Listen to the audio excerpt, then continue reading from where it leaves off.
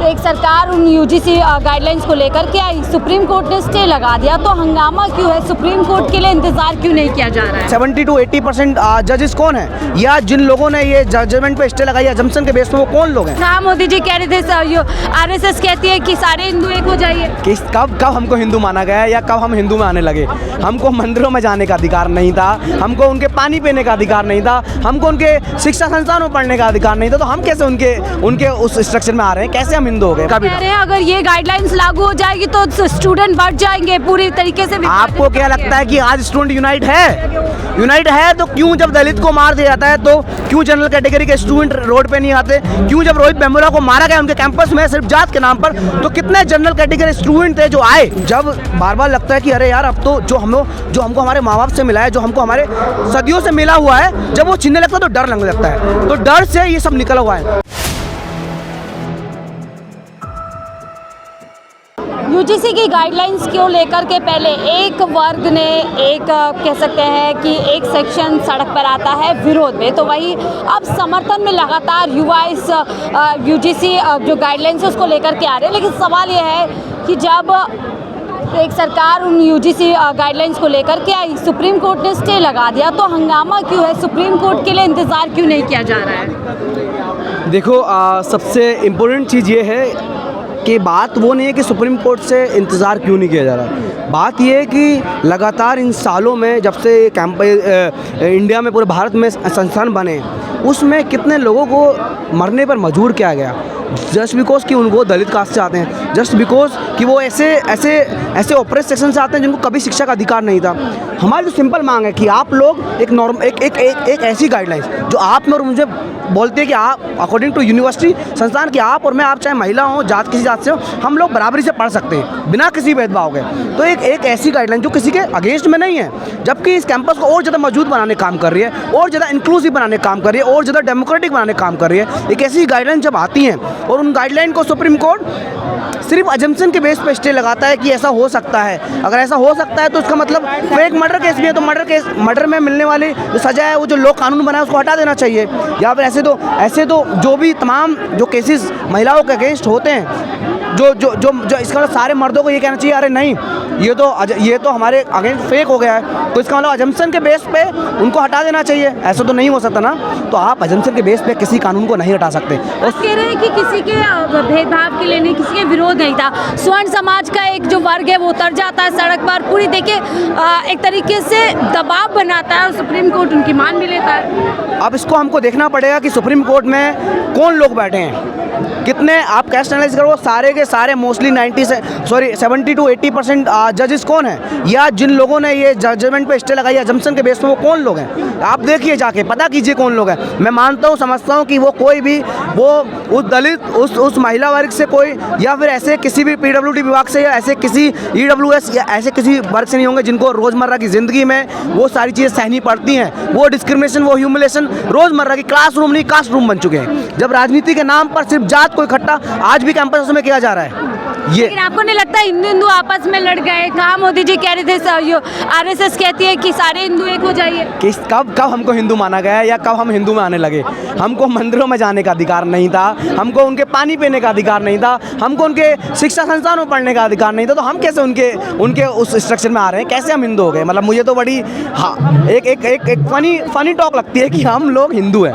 मुझे तो बहुत से लेके मोदी आरएसएस तीनों यही कहते हैं अभी मोदी को सारी जातियां एक हो जाइए। अगर मोदी हिंदू होता तो वही सवर्णा वर्ग उसको तेली कह के उसको ह्यूमिलेट नहीं कर रहा होता। उसकी जात पे बार बार बोला गया, उसके पुतले उसको इतना बेइज्जत किया गया क्योंकि मोदी तेली है।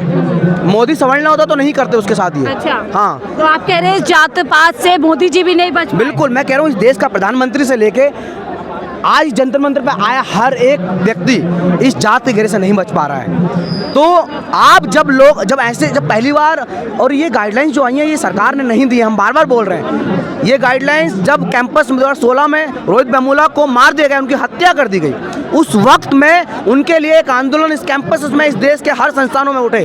हम लोग उन आंदोलन में थे। उस आंदोलन से निकला हुआ एक सुप्रीम कोर्ट की डायरेक्शन जो बोलती है यूजीसी को कि आप लोग ऐसा कानून लाइए जहां संस्थानों में हो रहे तमाम तरीके के डिस्क्रिमिनेशन पे रोक लगाई जा सके, रोक के साथ साथ उन पर एक्शन लिया जा सके, ताकि हर वर्ग से आया हुआ स्टूडेंट, हर वर्ग से आया हुआ, चाहे किसी भी जेंडर से आता हो, किसी भी जात से आता हो, किसी भी धर्म से आता हो, उन सबको समानता से बड़े पीसफुल तरीके से इस डेमोक्रेटिक कैंपस में एक अच्छी सी शिक्षा मिल सके।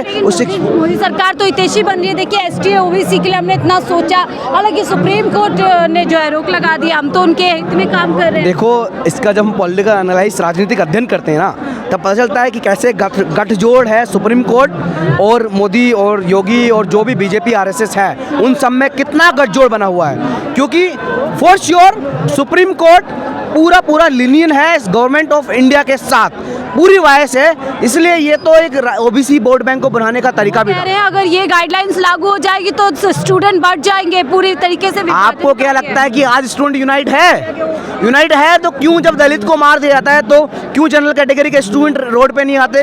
क्यों जब रोहित वेमुला को मारा गया उनके कैंपस में सिर्फ जात के नाम पर, तो कितने जनरल कैटेगरी स्टूडेंट थे जो आए रोहित वेमुला के साथ खड़े हुए? तो आज भी हम बोलते हैं अपनी अकेडमी की अपनी भाषा में कि ये क्लासरूम नहीं कास्ट रूम है। छात्रों को तो छात्र रहना चाहिए ना, कहाँ जातियों में हम तो चाहते हैं कि छात्र रहे, लेकिन जब रोज उस जाति के नाम पर दंश सहना पड़े, जब बोलना पड़े कि आप रिजर्वेशन लेके आई हैं, जब ये रोज क्लासरूम से लेके कि जिनके साथ खा रहे हैं, बैठ रहे हैं, उठ रहे हैं, जिनका रूम शेयर कर रहे हैं, वो सब ये दंश ले रहे हैं, तो हम कैसे उनके साथ यूनाइट फील कर पा रहे हैं? नहीं कर पा रहे हैं। लेकिन वो वर्ग के छात्र भी तो कह रहे हैं कि आप गधों को यहाँ पर घोड़ा बना दोगे, कभी भी हमारे पर कुछ भी आरोप लगा देंगे, कुछ भी हमारे साथ कर देंगे। देखो, ये कितनी जातिवादी हीनता उनके अंदर से दिखती है कि आप लोग जो सदियों से शिक्षा संस्थानों में रहे, आपके माँ बाप पढ़े लिखे हैं, मेरे माँ बाप मजदूरी करते हैं, तो आप कैसे ये बोल सकते हैं? खासकर ये डेमोक्रेटिक देश है ना, ये डेमोक्रेसी है ना इस देश में, उन सबको पढ़ने का अधिकार है ना। तो आप लोग प्रिविलेज लोग हो, आप लोग इतने सदियों से आपके पास एजुकेशन का वो एजुकेशन की एक्सेस रहा है, और हम लोगों को कब से एजुकेशन का एक्सेस मिला? After the independence of India, after 1952, after the implementation of Indian constitution, तब जाके हमको वो राजनीतिक वो शिक्षा संस्थानों के गेट खुले हैं। मतलब वेरी न्यू, जो 70-75 साल पहले हम शिक्षा में आए हैं, उससे पहले बड़ी मुश्किल के साथ कुछ 2-4 लोग। इसी बात का डर है, इसी प्रिविलेज को छीनने का डर है कि सड़क पर उतर जाते हैं। इसको बार-बार हम बोलते हैं, जब प्रिविलेज तुम्हारे हाथ से छीनने लगता है ना, जब बार-बार लगता है कि अरे यार, अब तो जो हमको हमारे माँ बाप से मिला है, जो हमको हमारे सदियों से मिला हुआ है, जब वो छीनने लगता है तो डर लगने लगता है। तो डर से ये सब निकला हुआ है। डर से बोलते हैं ना कि अरे हमारे साथ उल्टा डिस्क्रिमिनेशन हो सकता है। आप बताइए कितने ब्राह्मण सिर्फ ब्राह्मण होने पे ह्यूमिलेट होते हैं या उनको जातिवाद का सामना करना पड़ता है? एक केस बता दीजिए, एक केस इस पूरे 140 करोड़ की जनता में नहीं हो सकता, कहीं मिल ही नहीं सकता। तो ये जाति का दंश जो है, मैं नहीं बोल सकता ना कि मुझ पर जेंडर के हिसाब से डिस्क्रिमिनेशन हुआ है, क्योंकि मेरा जेंडर तो कॉमन हो गया ना, आप फीमेल है मेल है, तो मैं ये नहीं बोल सकता ना मुझे जेंडर के नाम पे डिस्क्रिमिनेशन सहना पड़ रहा है। कितनी बेवकूफ़ी वाली बात है। एसटी ओबीसी के और भी कानून है, क्या वो इतने मजबूत है या आपको क्या लगता है कि इसमें ऐसा क्या अलग है कि हाँ इससे जो है कमियां आ जाएंगी? और कुछ मुझे लगता है कैंपस में हर किसी की सुरक्षा होना बेहद ज़रूरी है। हर किसी को वो समानता से पढ़ने का अधिकार मिलना बेहद ज़रूरी है, क्योंकि शिक्षा एकमात्र हथियार है जिससे हम लोग तमाम चीज़ों को बदल सकते हैं, तमाम भेदभाव को, तमाम अच्छी चीज़ों को इम्प्लीमेंट करा सकते हैं। सिर्फ और सिर्फ शिक्षा एक ऐसा हथियार जिसको बाबा साहब अम्बेडकर अपनी भाषा में बोलते हैं कि शिक्षा वो शेरनी का दूध है जो पिएगा वो दाड़ेगा।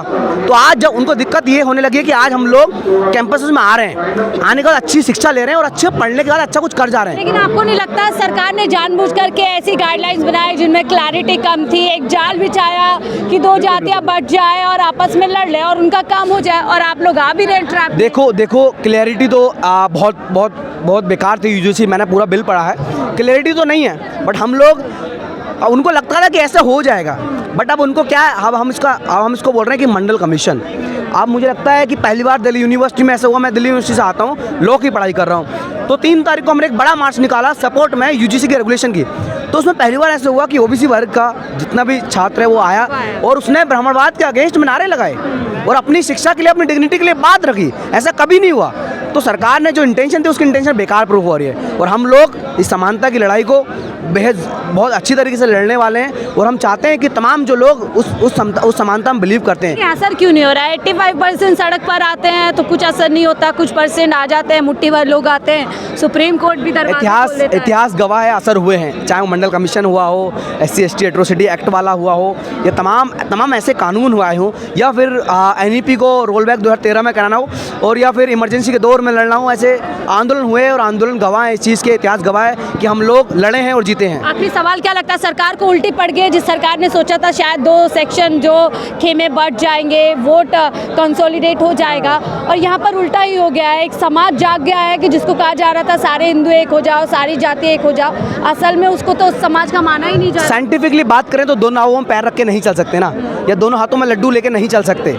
तो या तो आप डूब जाओगे, खराब हो जाओगे। तो आज वही है। तो जो मोदी जो है जो OBC वोट बैंक को बनाने का काम कर रहा है वो पॉसिबल नहीं है। और ये ठीक दिल्ली दिखाई है। हम लोग उस समानता के लिए बहुत दिन से संघर्ष कर रहे हैं। और ये बार बार ये बात क्यों ला रहा है कि मोदी लेके आए? नहीं भाई नहीं, इसको मैं आज आपके चैनल से बता दूं कि ये 2016 से स्ट्रगल चल रहा है कि रोहित वेमुला के केस में, पायल तड़वी के केस में सुप्रीम कोर्ट में जो लोग लड़ रहे हैं उनकी जस्टिस के लिए, और उनके समर्थन में हम लोग जो कैंपस में तमाम तरीके की रोज एवरीडे आफ्टर क्लासरूम के जाने के बाद बात रखते हैं अपनी, और ऐसे तमाम आंदोलन होते हैं। ये उसका नतीजा है कि आज हम लोग UGC जैसी गाइडलाइन कॉलेज में इंप्लीमेंट करा कर रहेंगे। उसका हमारे आंदोलन से निकला हुआ निष्कर्ष है ये। बोल बिल्कुल, ये बात हम भी कहें। देखिए, सुप्रीम कोर्ट ने एक आदेश दिया था, उसके बाद ये गाइडलाइन सरकार को कहीं ना कहीं बाध्य किया था। हालांकि सरकार इसका पॉलिटिकल बेनिफिट लेने में लगी हुई थी। आप लॉ के एक छात्र थे दिल्ली यूनिवर्सिटी के, किस तरीके से इस बिल से